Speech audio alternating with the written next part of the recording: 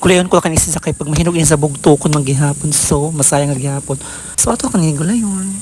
Kilabon pa mo masudan, o di ba? Ang timing. So hi everyone, maradyaw na adlaw sa tanan. For today's video is maggulay na sa bako ng nangka. Today is parang uulan, pero wala naman siyang ulan at hindi naman mainit. So magtagalog muna tayo ha. So meaning makulimlim. Pero habang sinecheck ko ang dapit kung malinaw ba o hindi, may nakita akong langka. So, timing, may gugulay na naman tayo. Ganito sa probinsya, ang mga gulay ay nasa paligid lang. So, anyway, kukunin ko muna siya. At napakahirap ng kalagayan ko dahil yung langka ay nasa pangpang malapit. So, para-paraan na lang kung paano ko siya ma-harvest. Inalaglag na siya. So, tatakbuhin ko muna siya sa ilog na maliit. At nakuha ko na siya. Pero hindi siya naanod ha. Kung magbabalat ka nito, dapat naka-gloves ka dahil yung mga malalagkit na mga tagok ba yun o duga ay hindi dagta ng langka ay super madikit.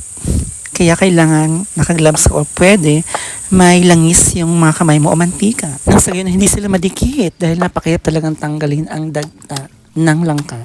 So matapos siyang balatan, chinap-chap ko na siya hanggang maging maliliit. Nang sa ganon, madali siyang lumambot. So tapos na ako, papakuluan ko na siya para lumambot. Sa ganun ay makapagluto na ako. Pero around na ito, alas 2 na yata. So gagawin na lang natin itong hapunan. Dapat kasi kung mag-uulam ng langka, maaga pang piniprepare. Kasi magkakagod ka pa ng nyog, magbubunot pa. Babalatan pa yung langga, tapos pakukuluan pa para lumambot. Maghahanap ka pa ng mga sangga. Tapos pumunta nga pala ako ng bukid namin sa kabilang bahay namin kasi walang nyog. So binalatan ko na lang dito para hindi na ako magbalat doon. At saka, dito tayo na kumuha ng mga sangkap na tanglad. Tsaka yung isa, anong dahon yun?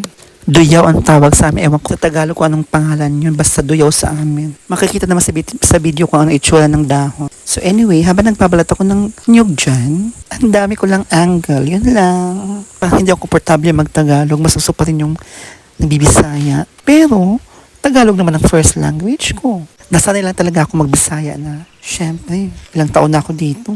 Hindi na ako nakabalik na Maynila. So, medyo hindi pa ako masyadong, hindi pa ako makapagtagalog ng isip. Pero yung salita ko, hindi mo mahalatang may tonong Bisaya. Kasi nga, ang una kong lingwahe natutunan ay Tagalog. So anyway, going back sa ginagawa ko, dito na lang ako kumuha ng mga sangkap na gagamitin ko. Ito yung duyaw na sinasabi ko.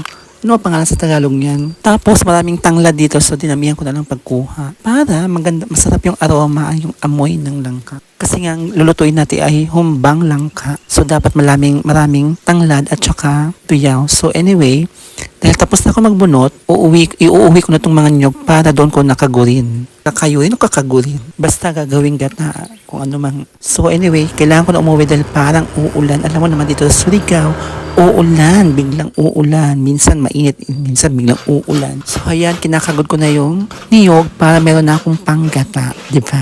Kasi hindi mabubuo ang ating humbang langka kung walang gata. Dalawang nyug ang ginamit ko dahil nga gagawa rin ako ng ensaladang langka. Sa dalawang klaseng ulam ng langka ang gagawin namin. Ay ako lang pala dahil ako lang gumawa nito.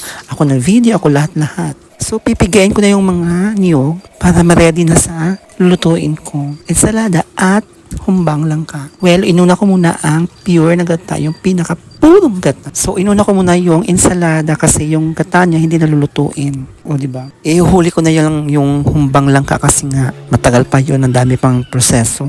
So, anyway, ang sahog na gagamitin ko lang sa ensalada ay sibuyas lang at saka kamatis. Dahil wala kaming luya, walang available, so ito na lang muna. Well, titimplahan ko na lang muna yung ensalada kasi madali lang to. Ganito lang mekos-mekos na mga asin, bechin, tsaka suka. Okay na, lagyan mo lang ng okay na siya.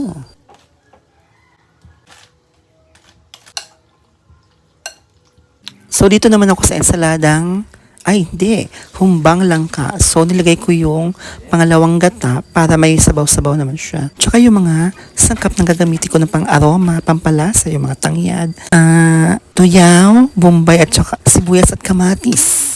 Tapos, kumuha na rin ako pala dito ng dahon ng sibuyas kasi yung ensalada ko nakalimutan kong lagyan ng dahon ng sibuyas. Kasi mas masarap siya pag may mga dahon pa. Malalasahan mo yung lasa ng sibuyas. Ang dami naming spring onion, so o diba, bongga. Tapos nalagyan ko rin pala siya ng malunggay para masustansya. O diba, lahat ng ingredients fresh from the garden. Like malunggay. Uy, success! Hindi ako gumamit ng mga background music kasi nga meron ng share at minsan may copyright pa. So, tsaga-tsaga muna tayo sa copyright o sa voice over.